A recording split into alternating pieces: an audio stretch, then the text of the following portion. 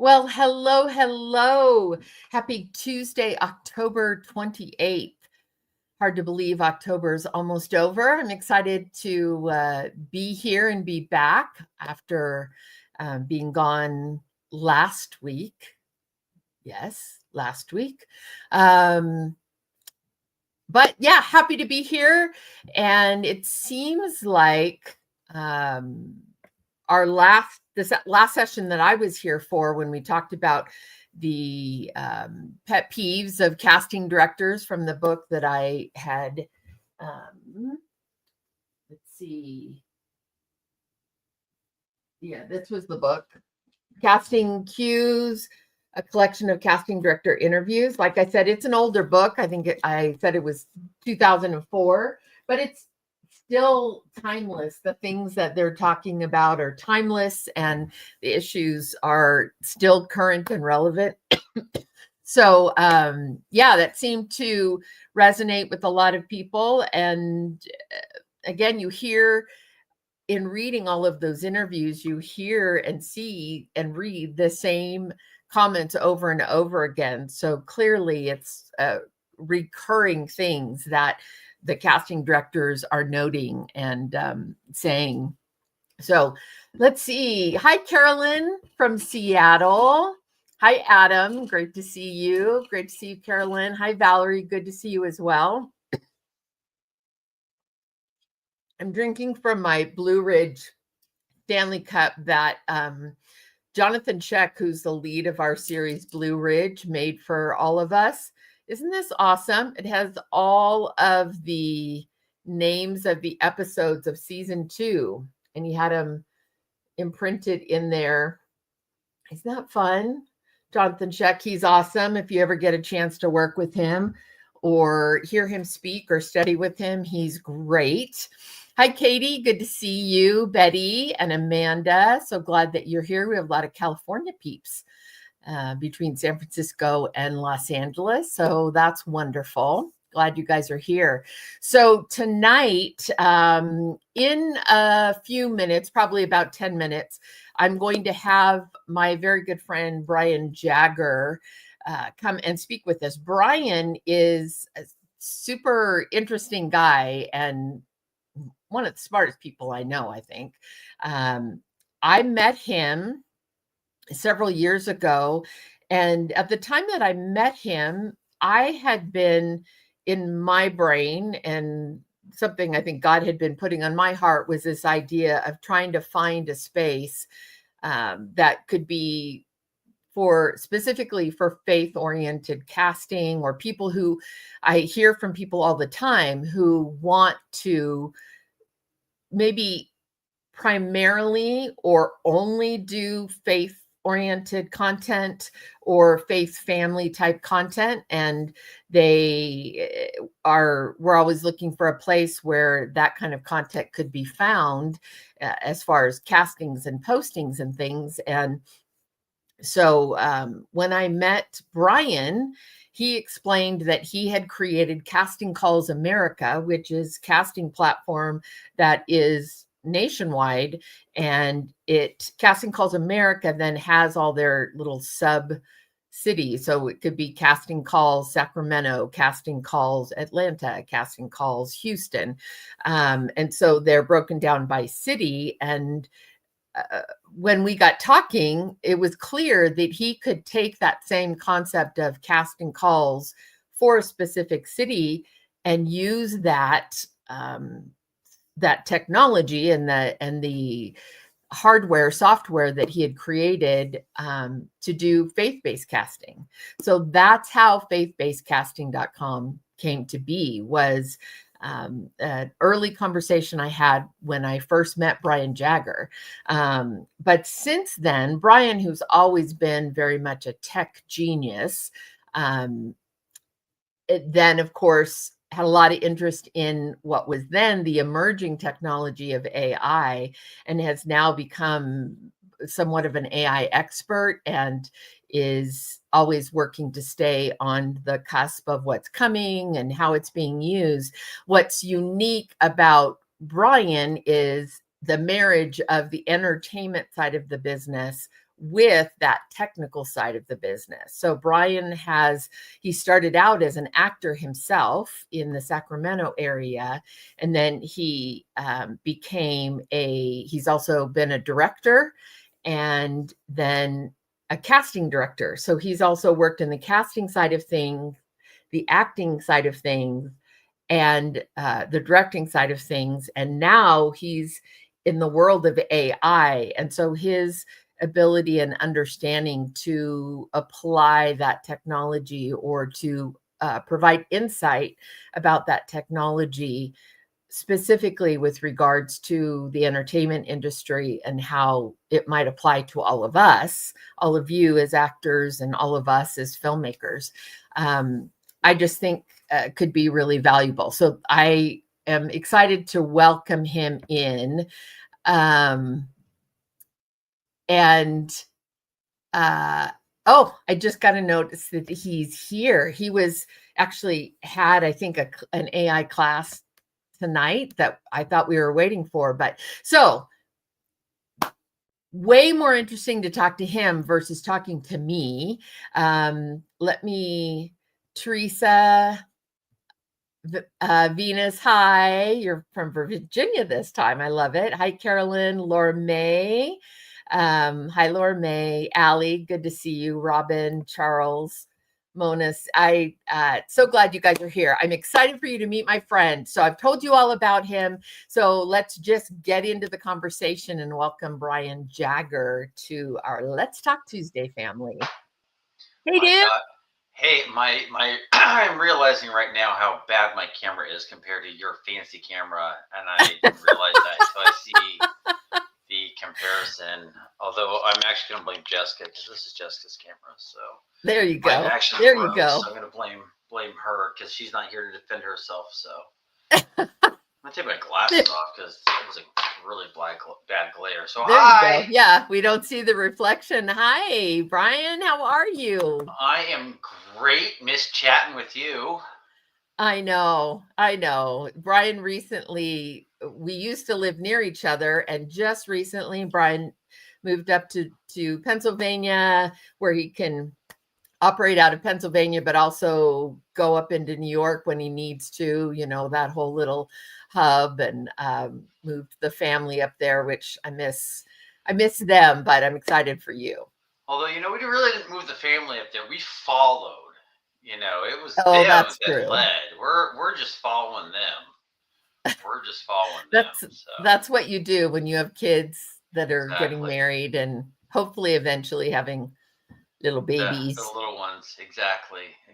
But speaking of little ones, I have my favorite office companion sitting next to me, helping me out tonight. There you go. He is. Can you show us him? Not really. Okay, so it's Hamilton. Hamilton is the name of his companion, and it's a husky. Hamilton is a husky, right? Yeah. He is a 7-year-old husky. Yeah, he's 7. That's crazy. That's crazy. This year. Yeah. So. Anyhow. So Laura May just said, "No way. Welcome to the East Coast, Brian." So you're on Laura May's coast now. Yeah. And where we have actually filmed, where we have met, Laura. So yeah. That's awesome. Well, I am obviously, the topic of AI is a huge topic these days. And especially with regards to, at least in our part of the world, with regards to how it's going to affect or where we see it going with regards to actors and filmmaking in general. So first of all, how did you end up getting into AI? How did you end up kind of going that direction with some of your focus? Yeah, so I heard you do the intro. Obviously, way too kind. You made me sound interesting, but far more interesting than I really am. But we'll just go with it. So I was actually casting on a project. So the short version of the long story that I like to say for those who don't know. So as you mentioned, I was doing acting, got into casting, didn't like the casting software that was available for me. Co-founded a casting software company that's now Casting Calls America, which is what faith-based casting is a part of, and wanted to help do the software development as part of Casting Calls America, and went and learned how to become a software engineer. Turned out I was pretty good at it, and so self-taught how to be a software developer while I was running Casting Calls America and still doing casting projects. And so I was doing kind of all three at the same time. And one of the projects that I got hired for was for a company called Synthesia, which is actually one of the biggest AI video companies in the world right now. At the time, they were a team of 5. Now they're a team of over 500, and they are one of the most well-known video AI avatar production companies in the world. And I was their first video avatar producer in the United States. And so I did, not only did I do the casting, but I did the production. And in fact, our friend Kirk was one of their video avatars. And and we shot a lot of them in Boise, and for the world. So a lot of the original video avatars for all of the world were shot in Boise, Idaho. And I love it. And so I learned how they were making them. And this is before the generative AI boom. This is 2017, 18. Wow. And so I was fascinated by the technology they were using to do the mapping, and how they were figuring everything out to take the video and then map the mouth movements and the framing, and then creating the models from it. And I was a sponge. And so their CTO, who's based out of the UK, gave me some classes that I could take online that he recommended that would get me more involved in. At the time, it was machine learning. They didn't call it AI, really. It was machine learning and deep learning. And so again, I was a sponge. So I went and took those courses online while I was doing my other stuff. And then in 2019 was OpenAI had already been around for a little bit, but they had started allowing developers to register and start using their early version of their product. And so I was actually one of the first 1,000 developers to register with OpenAI's developer product. And so I did that. And so I was using their products early on. And so in 2020, what was it, late 22, when ChatGPT came out, I became really popular. And because I was already in the OpenAI ecosystem, I already knew how it was working. I'd been working with it for a little while. And so, so then I kind of shifted to doing more AI stuff, because I'd already been working in AI in general since 2017, and in generative AI since 2019. Wow. So there you go. Yeah. So I obviously want to get into the specific entertainment industry application, but tell us about GuardRailz. Just about, I love that. I love what you're doing with the ChatGPT and kind of how you're using that for good, because obviously any of these resources and tools can be good or can be bad. They can be used either way. So tell us about GuardRailz. Yeah, so one of the first things that happened when ChatGPT came out was there was a lot of misuse, and people were using it for inappropriate things, or they were getting it to say things that not only were inappropriate but were wrong, or there were people that were using it to make stories or write stories that were just completely just out there. And they were also asking some questions. And in fact, one of my friends from high school just posted that they asked their 7-year-old, 8-year-old asked ChatGPT if Santa is real, and Santa gave an answer, and you can imagine Santa gave the answer. I'm sorry, no, Santa didn't give the answer. Oh, okay. By the way, video avatars, you can't. ChatGPT gave an answer, whatever the chat model was. I think it was actually Google, and Google gave a very straightforward answer. And there's nuance to things. And AI Mm. doesn't do good at nuance unless you program it to do good at nuance. And I had a lot of concern with some of the responses that parents were getting, specifically with, or that children were getting with AI, and specifically that parents weren't able to control. And so we first created the draft of GuardRailz for parents to be able to have some control over what their kids were seeing with AI outputs. And then when we created the control, we actually realized that schools needed it. And so we Mm-hmm. created it for both parents and schools, and we created it for schools to where they could actually have some control over it. Where, for example, we just, and because we haven't signed the deal, I'm not going to say the name of the school, but we just finalized the deal with a Catholic school that's in your neck of the woods, that they can have some Catholic influence on the outputs. And so it doesn't change it, but it says, now understand that the students at a Catholic high school, so bear that in mind when you create this answer. So it doesn't change the Okay. answer, it just says keep this in mind when you're creating this answer. So it can take Interesting. religious values, for example, into Right. consideration when creating answers. And I think that parents being able to have that kind of control over the outputs that they're getting from AI, and teachers having control over what kind of outputs the AI is doing. And so that's where we created GuardRailz, was so that teachers could have control over outputs, parents could have control over outputs, institutions could have control over outputs, not to change what's true, but to change nuance over guidance on how the students can interact with it. Wow, that's awesome, because we're hearing stories of how ChatGPT is guiding our kids into a really dangerous direction, a very Very. difficult direction. And And they're so opening it up more now. They're actually going to open it up more. what do you mean by that?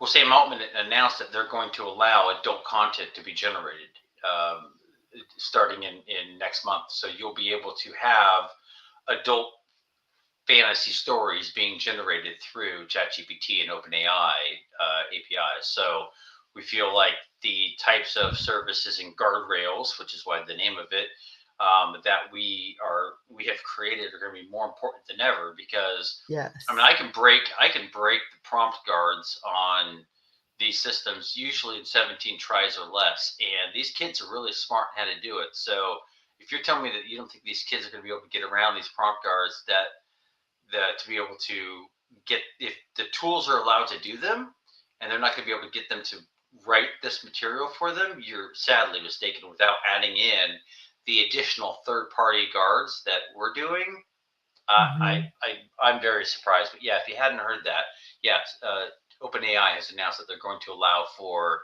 what would be considered R and above content to be produced. Oh man, that's just scary. That's just scary. Wow. Okay. Well, let's steer the conversation towards the entertainment industry specifically. So, of course, actors are concerned that they're going to be replaced by AI. And in some cases, they are, with regards to like background and all of that. Where, as far as your understanding, where are we now with how it's being used with regards to, I guess, what they're calling synth performers? They're not calling them, whatever we call them, but how is it being used now?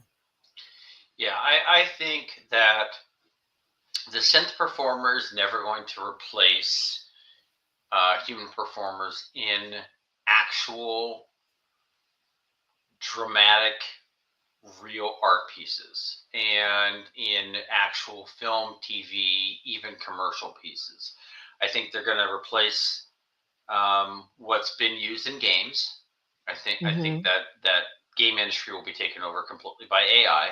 I think you're absolutely right on background. I think that background, in a lot of cases where it's nondescript where you can't see, any sort of detail, your large crowd scenes, your large theater scenes, or anything like that. Anything that doesn't require any sort of detail on background are going to be replaced by AI. But you're never going. Have you seen the movie The Congress with Robin Wright? I haven't. So it's a movie that's about, I want to say 10 years, maybe even more old. And the premise is this, and it predates ChatGPT. It predates the current AI revolution, and it's Robin Wright playing a fictionalized version of herself, and she sells her rights, and she goes into this machine, and they do a 360 scan, and they get her in every single emotional state. And then she gets a big contract, and Harvey Keitel plays her agent, and she gets this buyout contract, and then she could never perform another day in her life, and they just sent her in every movie thereafter. And then it gets really, really weird after that. Weird. But it gets way weird after that, in like cartoon land weird. Like it's like weirder than you could possibly imagine. But that's the first act. That's the premise of the first act. And the reality is that they capture they capture physical, emotional reaction. They never capture her essence, right? And they're never going to capture her essence. And they're never going to capture her experience. They're never going to capture how she can actually react to a scene. They're never going to capture how she would handle a scene compared to a different actress. They're never going to be able to capture any of their performance specifics. AI will never be able to capture any of that. They're never going to be able to capture how, I've gone through different experiences in my life than you've gone through, than this other performer's gone through. We're all going to bring different things to different roles. That's why when you go and see a play that maybe we've all seen the same play a dozen times, but you go, wow, that actor really brought something special for that role. It's because they have different life experiences, and they're not a synth, right? They're not. They brought something special to it, and it's a combination of the artist and the director and the performer. You're never going to have a AI be able to replace that. So can it replace some of the game creation versions and things like that? Yeah, sorry, that's just, it's easier. But it's never going to replace real performance from actors. Yeah. Now, I just happen to see somebody say that, but I love being background. Right. Yeah, I mean, sometimes it's fun. Honestly, I got my first, I think I've told you my story about my first major motion scene, right, with Philip Seymour Hoffman. I told you that story. And I was initially cast as a background actor. Yes, yes. You can tell them though. Yeah, so I was a background actor, and I was just soaking everything up like a sponge. And the first AD noticed that I was paying attention and not gabbing away, and I got moved closer to the front of the scene, and it was a big, huge background scene. And then from there, Paul Thomas Anderson happened to walk by me and go, I want you in this scene. And he gave me a line, and I got to do my very first full film scene with Philip Seymour Hoffman. And awesome. And blew my mind. And I would have never got that opportunity if I wasn't background. And then I got into SAG, and that's how I got my full, and then the experience was beyond amazing. And it blew up into more stuff, and it was just nuts. But so don't get me wrong, I love background, and that was an amazing experience. So probably would have never had that in the AI age. But do you think though? Do you think AI? Because you're talking about, like, I can imagine big scenes and crowd scenes, and even like sort of background. Forgive the repetitive word, but you have foreground extras, and then you have background extras. I can see the background, but even the foreground, I mean, do you think that that'll be replaced too, or do you still see like a handful of extras used for key placement. I mean, what's your take on that?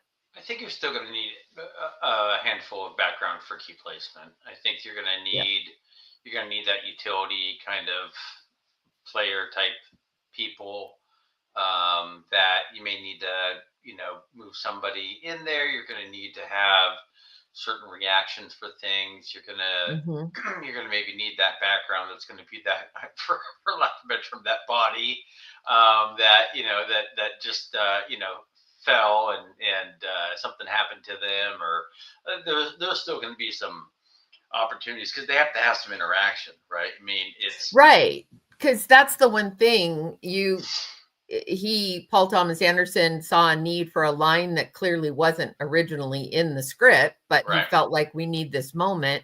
So I'm going to pull someone to do it. So right, that's where I think there's always going to be a need for those totally, organic totally. potential opportunities. It's And just if you that it's going to be less. Like you're not totally going to have those scenes with 200, 300, 500 extras. They're going to right, pay for 20.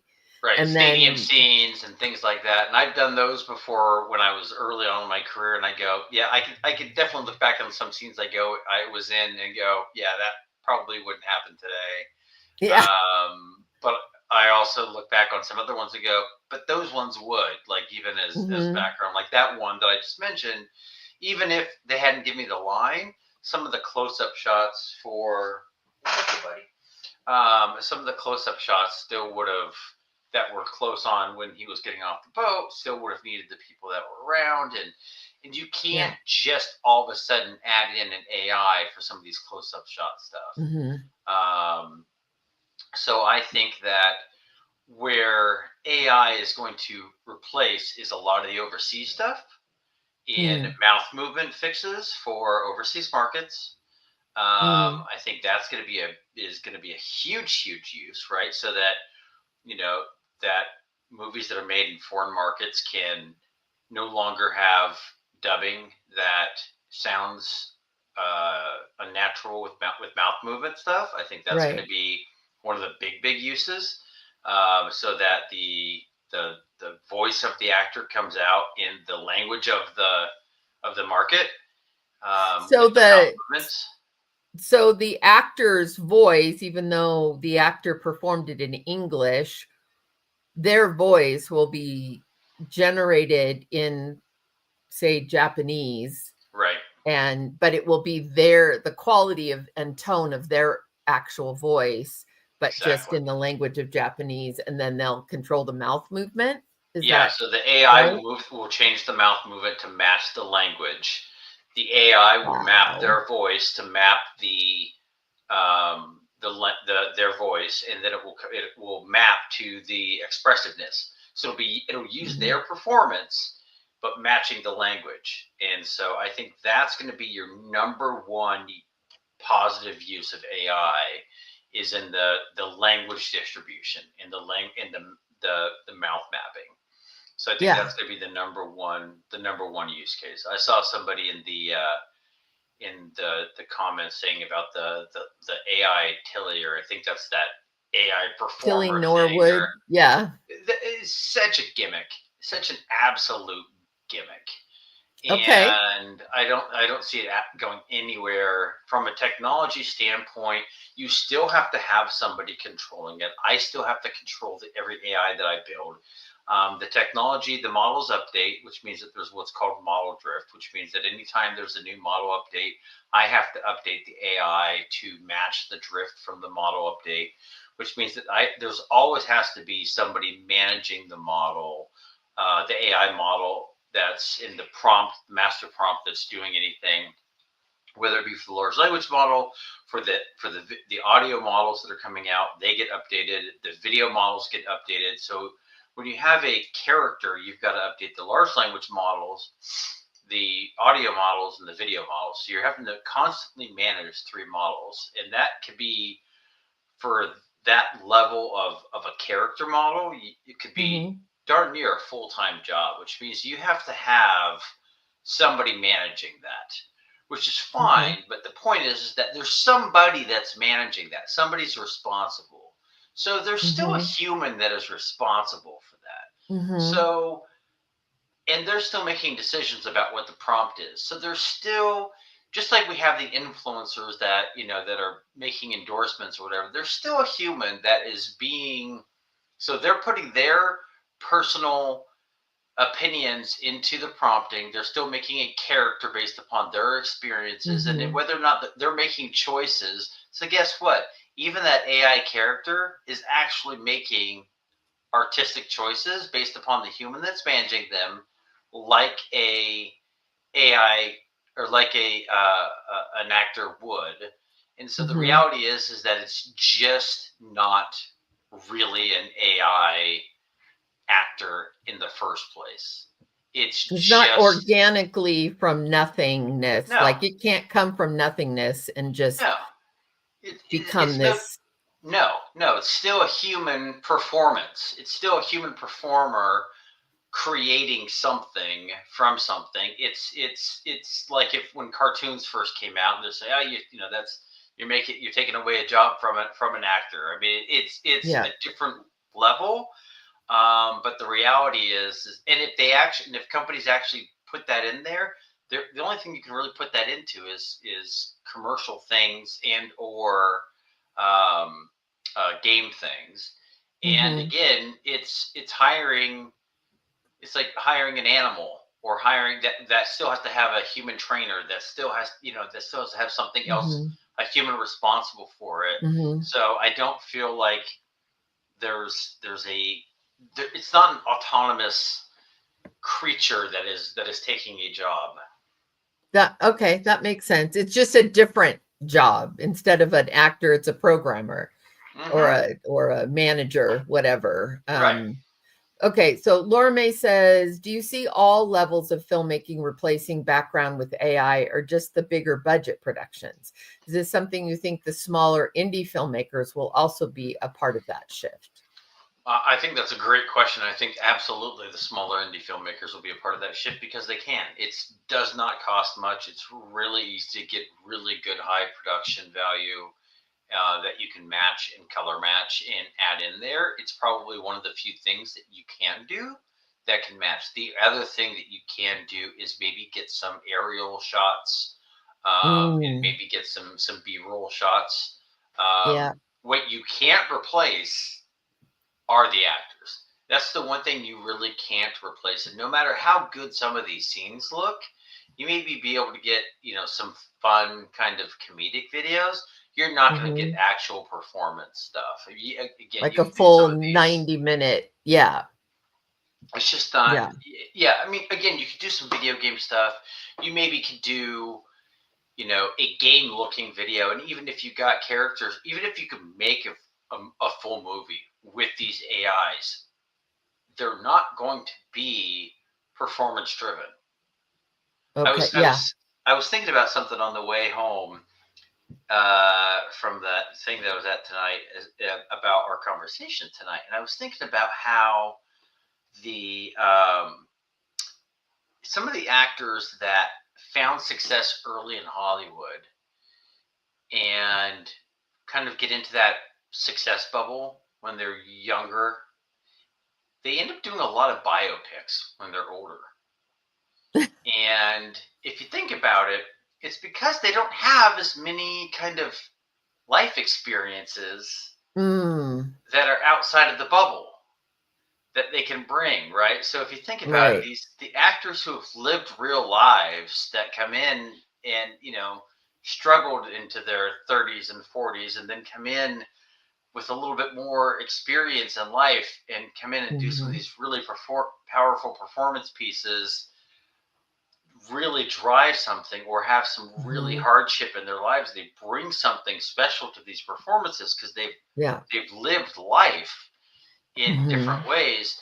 You're never going to replace that, period.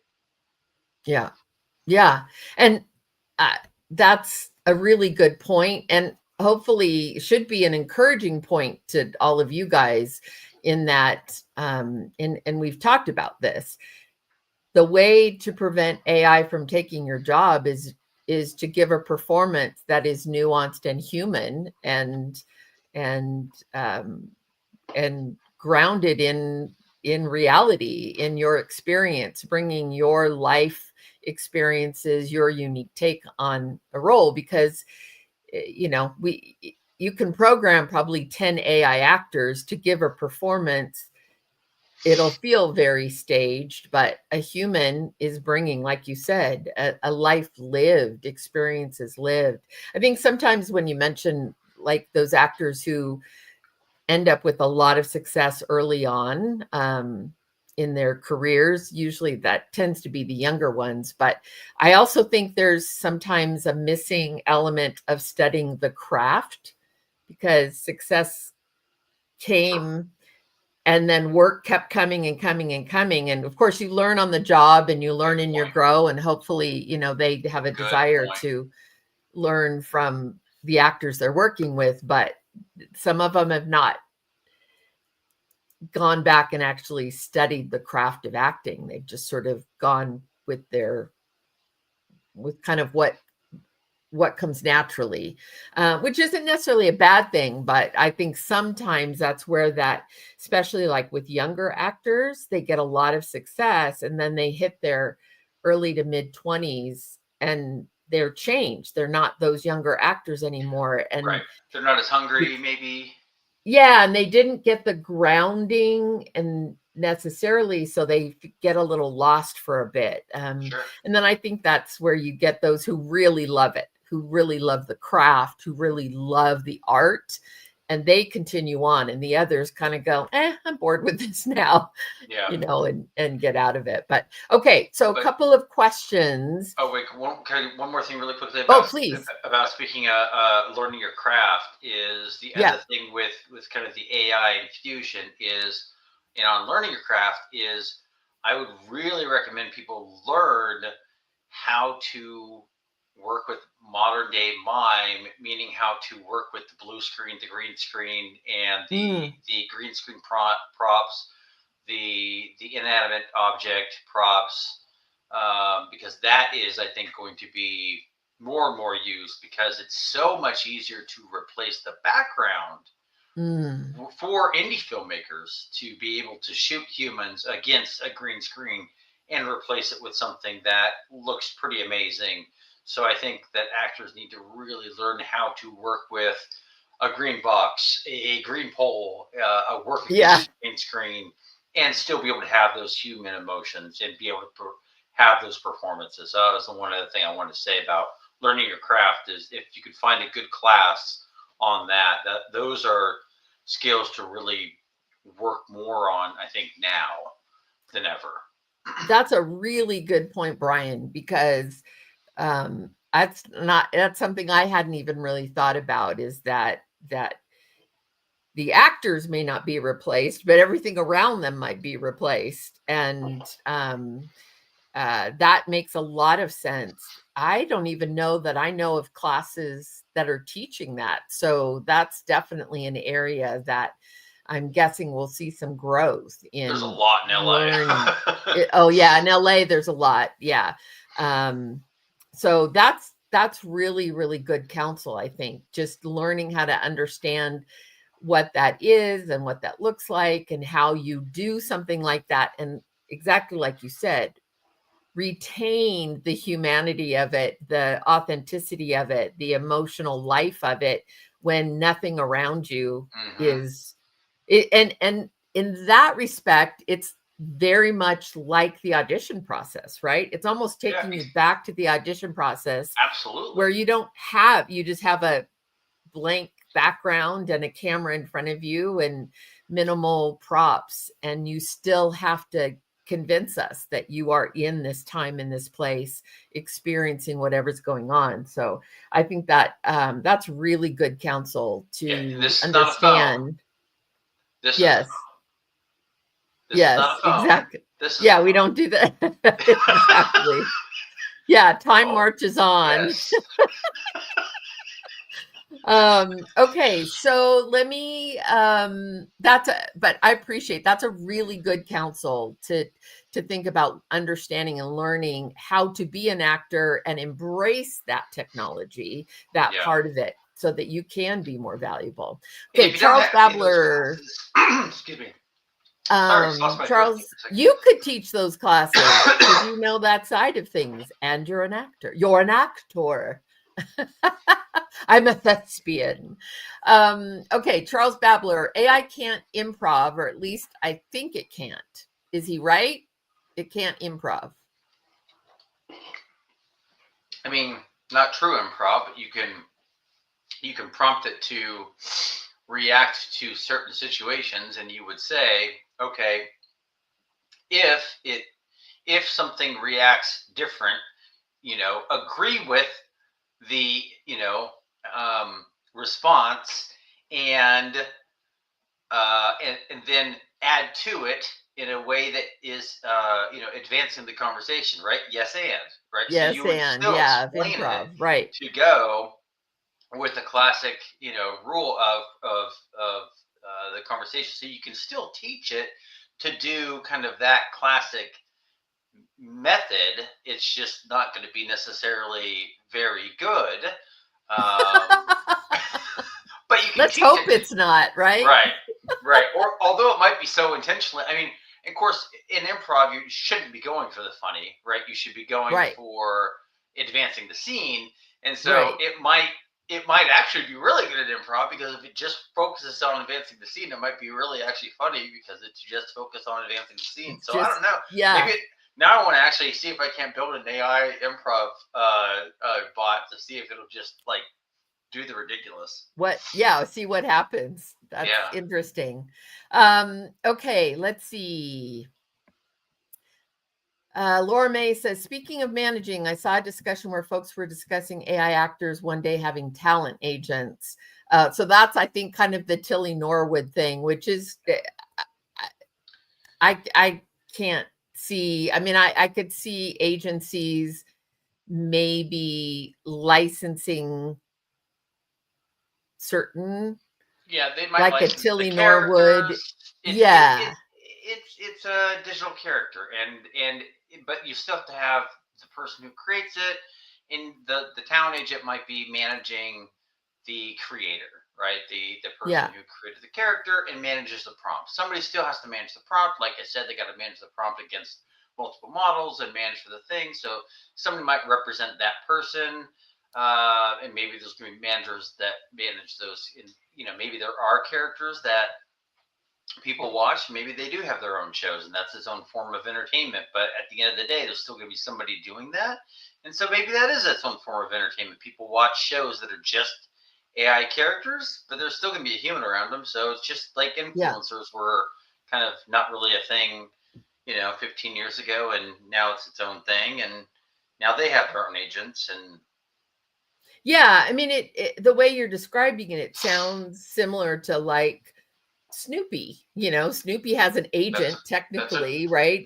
Snoopy is a brand, is a character, and has licensing, and someone's controlling how Snoopy is used. And that is a great example.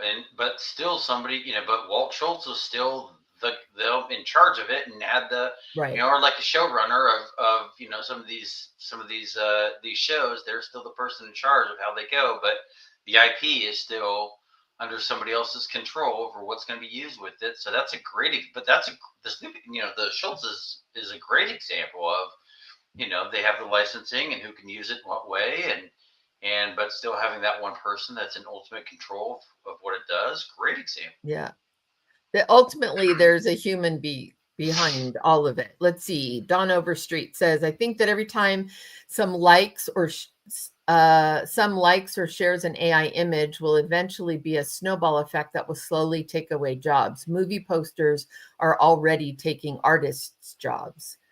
It seems to me the 2D mediums are highly at risk, right?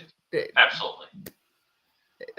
To just generating AI images.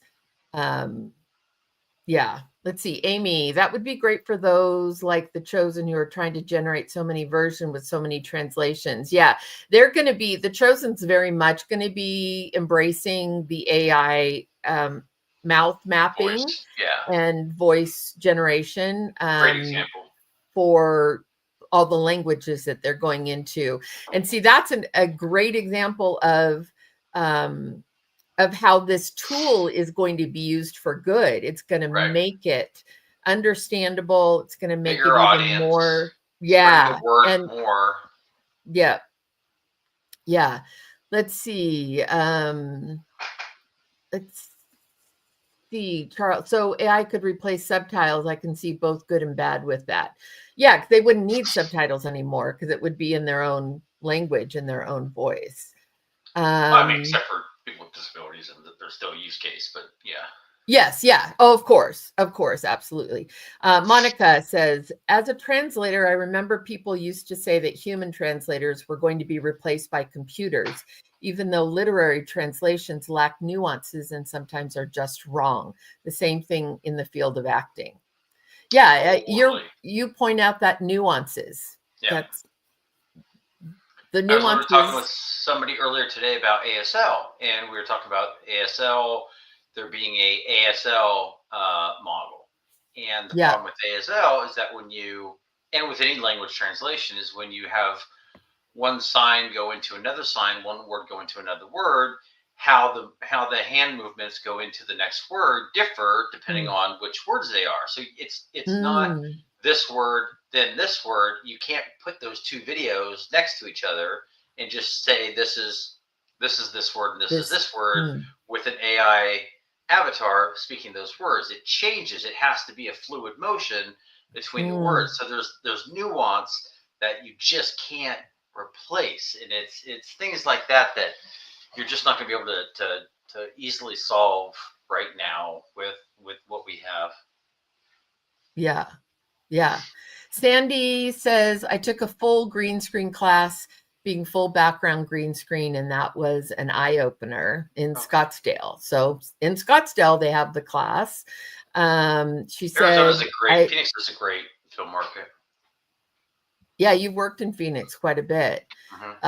She followed up with, I agree with the green screen class because it was weird and our steps had to be counted if we were going to act within the full AI green screen background. It just wasn't real. So yeah, it would be a merging of the technical in your brain with the organic. That would take some time to get used to, for sure.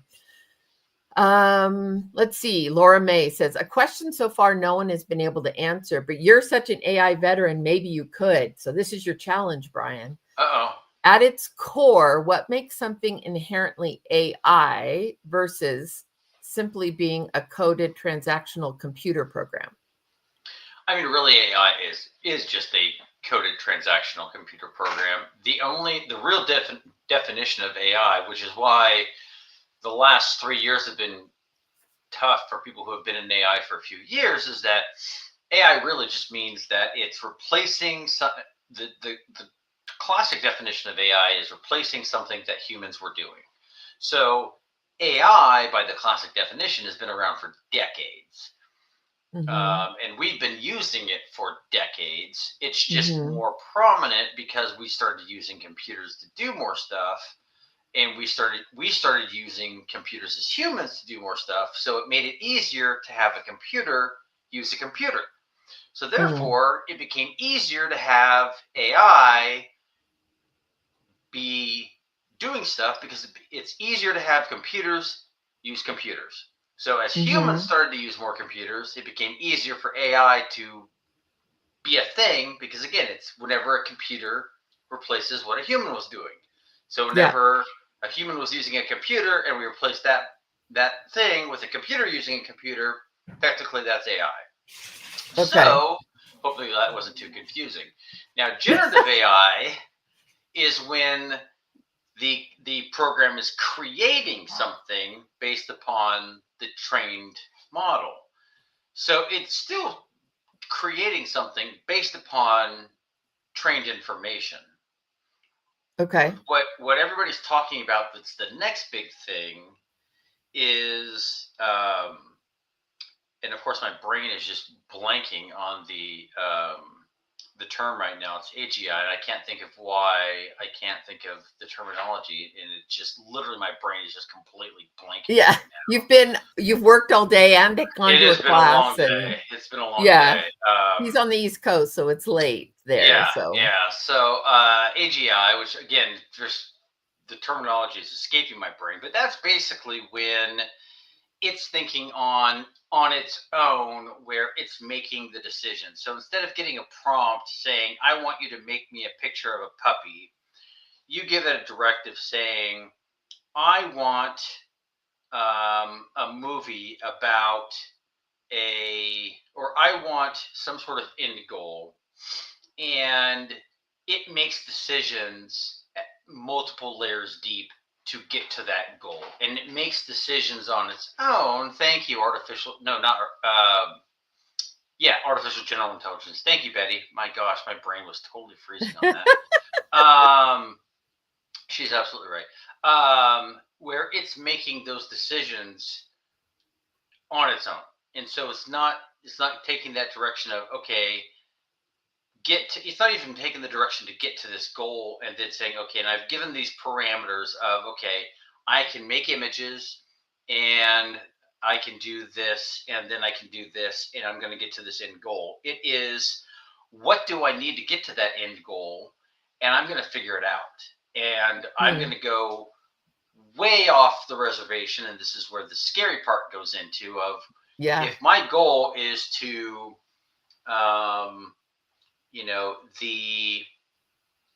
there's some great scenarios. Have you heard of the peanut butter test, the peanut butter sandwich test? No. So when writing a prompt for an AI, it's the peanut butter sandwich test. So how do you make a peanut butter sandwich? Well, first you get peanut butter. Okay. And then you put peanut butter on the knife. Well, you have a kid do it, and then it's like, okay, you put peanut butter and you take the jar of peanut butter and you put it on the knife, because you never said open the jar of peanut butter. Now you've got the jar of peanut butter sitting on the knife, and then you continue. If you don't put those details in there, the AI doesn't know to do it. Well, it's the opposite with AGI, where you may say make a peanut butter sandwich, and it's like, well, the first thing I have to do is go take over a peanut farm. And how do I take over the peanut farm? Well, I may have to destroy everything in its path and that's the concern, right? Like, I got to go get this peanut farm, and I have to take over robots that are going to take all the peanuts out of the ground and get the peanuts. And then I have to create this system that will create its own peanut butter, and then so it's the extreme opposite, where it goes into the extreme detail of every single minute part of getting to creating the peanut butter sandwich. And so it's the extreme opposite of every single aspect, and how much control do we give it in creating that extreme detail. And so that's where it's scary, because what if it does, it's like, well, if something's in my way, I am going to make that peanut butter sandwich. For the love of all, I'm going to make that peanut butter sandwich, and I don't care what's in my way. And that's the scary part. Okay, so let's I think you could help us understand a couple of things on a very practical level. A few weeks ago, when we were talking a little about the Tilly Norwood thing, and we were talking about the clauses that are now in a lot of the contracts, actor contracts, that are allowing that basically especially any sort of studio film, they want you to sign off that they can basically make a 3D scan of you. They can glean what they need in order to be able to use those resources. I mean, the most straightforward use is in like post-production, in like, instead of reshoots, if they just need the back of your head, they just can assign that, or generate your voice so that they get someone who looks the same from the back, and then generate your voice, those kinds of things for post-production.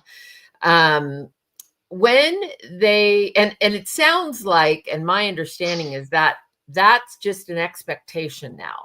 And to try to fight the studios to say, no, I'm not going to do that. I think unless you're Tom Cruise or Emily Blunt, you're not going to get around it. I mean, The it saves expectation them is millions right. and millions. I mean, it's the difference between losing money and making money on a film for in some instances. Yeah. Yeah. So yeah, unless you carry that kind of weight of an A-list celebrity, I Or think we plus, like you all, said. you're just going to have to understand that and be aware of what you're allowing it to be used, and just know the language, understand what the language is, so that they're not slipping anything in that you don't want, meaning they can Right. use it on a sequel, or they can use it on a totally separate product or anything like that. But Right. one of the things that's talked about a lot is not allowing, that I know SAG, it's really important to SAG, is that these 3D models or kind of clumps of information based on these actors' performances can't be used to teach AI, to teach the models. Can you help us understand what that means? Yeah, I mean, if it's audio, you're going to have to, because you have to teach the model to use your voice, to be able to create your voice and synthesize your voice for those audio outputs that we talked about earlier. It's as long as they can't reproduce it without your express permission. So you have to be able to say, you can teach an AI model to use my voice, but you can only use that outcome in the use of the same verbiage that I've already said for this movie, Mm-hmm. and or if you're going to use it for any additional language besides the foreign language version of what I've already said. So if you're going to do the equivalent of digital ADR with my voice, like you're going to do pickup lines, but you're going to use the audio, okay, great, but pay me. You're going to pay me for using it, but you can't Yes. use it for to have me say new lines that I haven't already said. You could only have it for the foreign version of it. Oh, by the way, you got to pay me for those too, but you had to pay me less than you probably would have normally. But if you're going to do that, the other aspect is, so you then that's it. You either have to delete it, or you can only keep it for X amount of years. 3 to 5 would probably be a reasonable time period, and you can only use it if, like, let's say they're going to remaster it, they're going to maybe replace some words, because let's say they released an R-rated version, they want to release a PG-13 rated version, so they're going to change some of the language. Those would all make sense, and that one probably would be just a gimme, right? Like, Yeah. they're going to replace some language. I don't think that anybody would necessarily want to fight on that one, but Right. that would be use cases. If they want to train, and then the other thing is that they may have to train a model on you for replacing some of the visuals. So they're going to have to train models on you to be able to use it. The key thing is that they can't use that model outside of you, like outside of the production. So they have to get rid of it. They can only use it for that production and that production only. They can't send that model to whomever the model maker is. So there's foundational models. Foundational models, they can never use it to train a foundational model. So foundational models are like your OpenAIs, your Claudes, your Midjourneys, your VO3s, the big name models that the CO2. Those are the big model names that you hear about that everybody toys with and plays with. Those are the foundational models. And then the fine-tuned models are when they say, okay, I'm going to take just you, Beverly, and I'm going to make a model based upon your images and your videos, so that we can use it to train this fine-tuned model to add you into the scene. They have to do that if they're going to add you into a scene. They have to train it at least somewhat on you to make it work for that. So it's a localized, fine-tuned model. They have to be able to do that to be able to make it work. So the key is not letting that training go to the foundational model, and never allow your trainings to go to the foundational model, and never allow your fine-tuned training to go beyond the project that you've agreed to. Okay. I hope that So helps. did you guys all hear that? So it's really, this is where you need to, as much as you might want to bury your head in the sand and like try to ignore that AI is out there, you really need to understand it to protect yourself. And think about product placement. Think about any endorsements. Think about, think about anything else that, I mean, a lot of this is more for, bigger projects, SAG projects, but think about anything else that they might try to include in, any recut, anything like that, especially for commercials. I know you do mostly film, Beverly, but I've done a lot of commercial stuff. Right. They will try to do recuts for commercials. And so you want to make sure that they don't go, well, we could recut this commercial perfectly if we could add this one scene in, and then they AI it. So think about, for those commercial actors out there, think about it for the recuts for commercials as well. That's helpful, because you're right, that commercials is not really my world of knowledge. So that's great having that perspective. So yeah, I think the take, hey Hamilton. Hi, Hamilton. So I think the takeaway for me is that there's always a human behind it. These aren't things that are just generated out of thin air. There's always a human behind it. That performance nuances is the word that you used over and over, and life experiences. Those are why actors will never be fully replaced in pieces that require that. Yeah, if it's a shoot 'em up action, guns blazing kind of thing, maybe those kinds of that are action driven, not performance driven, maybe we're going to see more of that. But when it really comes to performance, there is no way to truly duplicate a nuanced human experience performance, which is awesome. But that we need to have a certain level of understanding about what it is, how it's being used, and be smart enough about how we can put our own sort of bumpers in place in clauses and language so we don't get taken advantage of.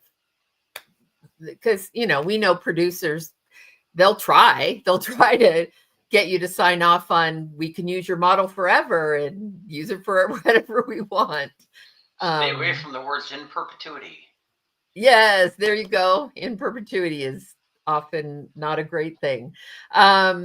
Okay, so Diego's telling me that we are at the end of our time. Oh my gosh, we could keep talking forever because you are just a wealth of knowledge. And I will just make you our Let's Talk Tuesday resident tech advisor. Done. Just add it to your titles of all the other 12,000 things. And then for those who want to learn more about GuardRailz, if they're maybe in an education setting or something like that, how can we direct them to learn more about GuardRailz? Putting it in the chat right now. Assuming I can type because I don't have my glasses on.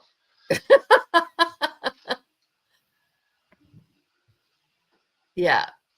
Because I failed to post. Okay. So we can always post it in the show notes or something. Yeah, we'll post it, and I can make a post, Instagram, Facebook post as a follow-up. Yeah, it's GuardRailz with the Z.ai. So I'll just verbally say. So the word GuardRailz, RAILZ.ai.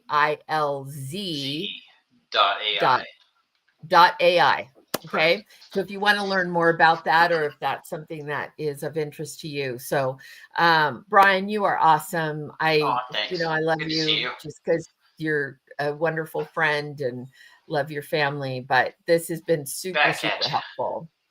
So hopefully we'll be able to do another one of these in a month or so and see what's new. And anytime you want me on, you just let me know.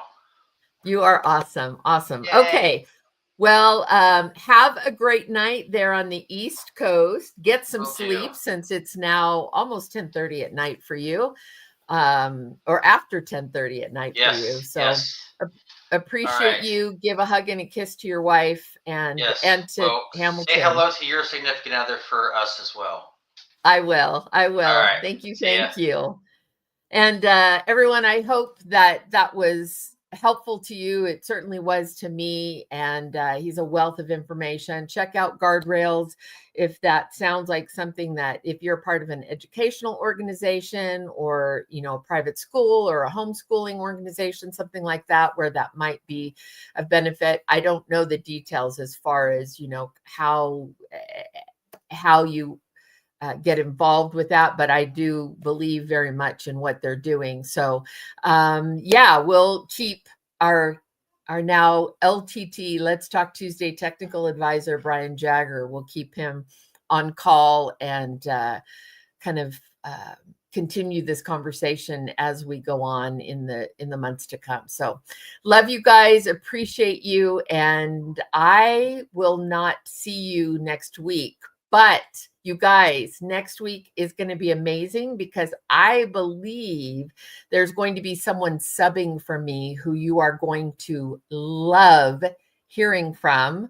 And so stay tuned for more information about that. Don't miss it. Plan to tune in next Tuesday. It'll be awesome. Okay. Love you guys. Appreciate you. Have a good night. Mwah.